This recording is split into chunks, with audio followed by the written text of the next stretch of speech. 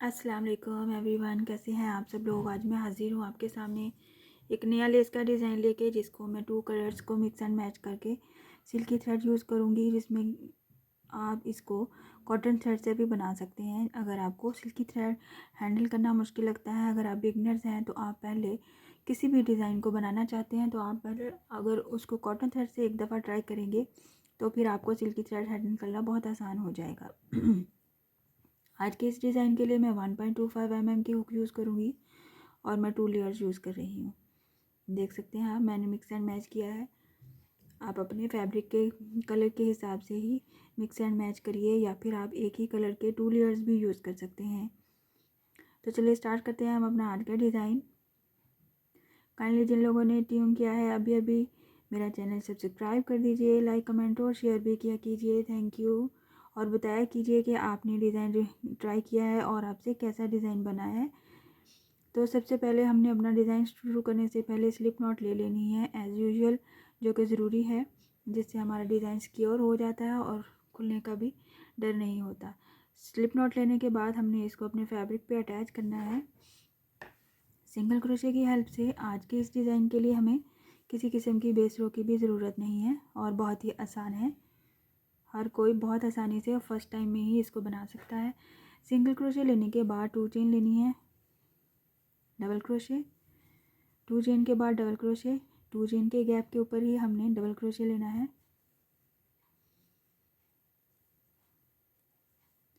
Starting इसकी बहुत ही basic है, जो कि बहुत सी डिज़ाइनों में हम इसी तरह स्टार्ट करते हैं।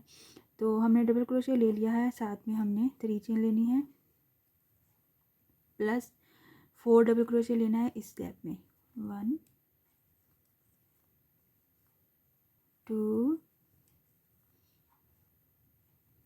3 एंड 4 डबल क्रोशे लेने के बाद 3 चेन के साथ ये हमारी 5 डबल क्रोशे की काउंटिंग्स आ जाएंगी।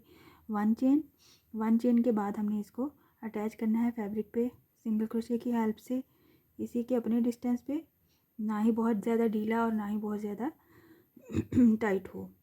इस तरह से हमारा ये फर्स्ट स्टेप कंप्लीट हो जाएगा। 2 चेन फिर से लेनी है और डबल क्रोशे फिर से लेना है, सेम जैसे कि हमने फर्स्ट में लिया था, कुछ इस तरह से।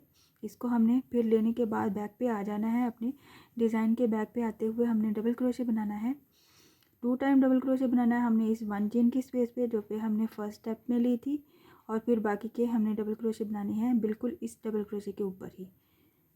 सो 2 डबल क्रोशे इधर बनाने हैं, 1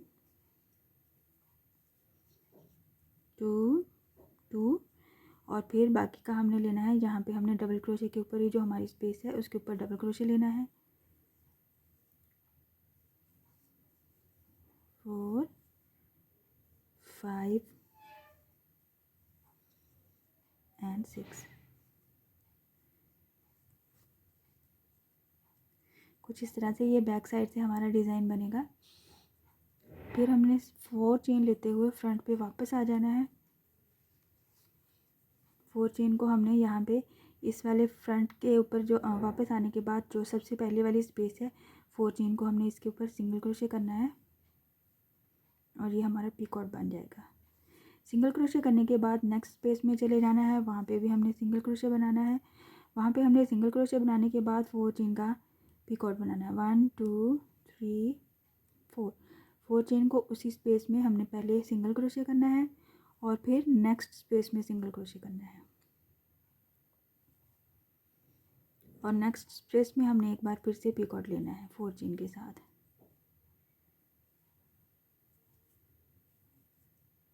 कुछ इस तरह से 3 टाइम कंप्लीट करने के बाद नेक्स्ट हमने सिंगल क्रोशे करते जाना है एवरी स्पेस में।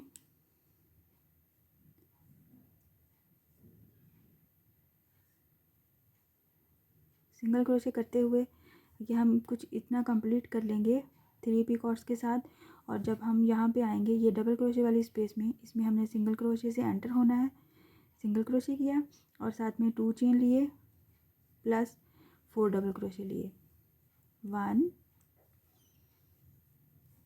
2 3 4 4 डबल क्रोशे प्लस 1 चेन, उसको हमने सिंगल क्रोशे करना है अपने फैब्रिक पे। जैसे कि हमने सिंगल क्रोशे करने के बाद 2 चेन के साथ हमने डबल क्रोशे लेना है, फिर से वैसे ही जैसे भी हमने फर्स्ट में लिया था, डबल क्रोशे किया। डबल क्रोशे करने के बाद हमने वापस बैक पे आ जाना है, जैसे हम फर्स्ट वाले स्टेप में आ गए थे। बैक पे आते हुए हमने 2 टाइम डबल क्रोशे बनाना है इस वाली 1 चेन वाली गैप में, जो कि हमने पीछे वाले में बनाई है। 1 डबल क्रोशे,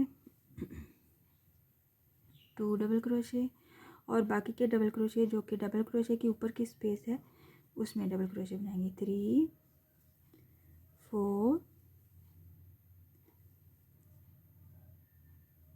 5 6, कुछ इस तरह से ये बैक साइड है। और फिर 4 चेन लेते हुए हमने फ्रंट पे आ जाना है, जैसे कि हमने फर्स्ट में किया था। फ्रंट पे आएंगे तो हमने यहाँ पे वेरी फर्स्ट स्पेस में इस 4 चेन को सिंगल क्रोशे करना है। फिर अगली वाली स्पेस में हमने जाना है और सिंगल क्रोशे करते हुए 4 चेन यहाँ पे भी बनानी है हमने, और 3 टाइम हमें ये पीकॉक्स बनाने हैं। 4 चेन को हमने इसी स्पेस में हमने सिंगल क्रोशे करना है, और फिर नेक्स्ट स्पेस में भी हमने 4 चेन के साथ सिंगल क्रोशे बनाना है। 1 2 3 4, 4 चेन इसी वाली स्पेस में इसको एक बार सिंगल क्रोशे करते हुए, और फिर हमने आगे जो हमारी स्पेसेस रह गई हैं उनमें सिंगल क्रोशे करते हुए हमने डबल क्रोशे वाली स्पेस में आ जाना है। ये हमारी डबल क्रोशे वाली स्पेस है, इसमें सिंगल क्रोशे किया, plus 2 chain plus 4 double crochet. 1 2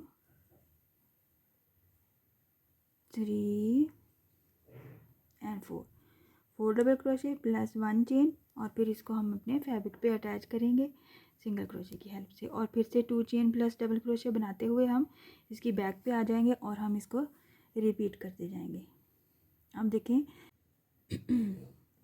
मैंने 2 फ्लावर्स बनाए हैं, बहुत खूबसूरत बने हैं, आप देख सकते हैं, और बहुत ही आसानी से भी बन जाते हैं।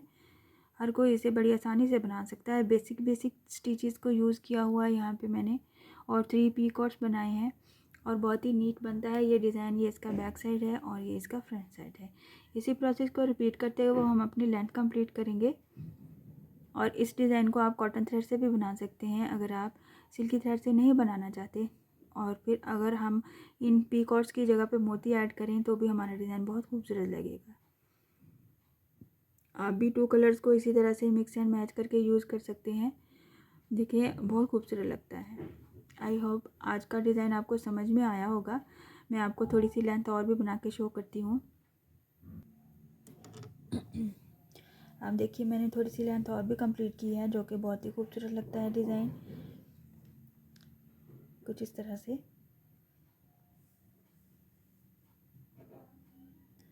आई होप आज का डिज़ाइन आपको पसंद आया होगा और समझ भी आया होगा। इंशाल्लाह नेक्स्ट वीडियो में मिलूँगी मैं नए डिज़ाइन के साथ। अपनी दुआओं में याद रखिएगा। अल्लाह हाफिज़।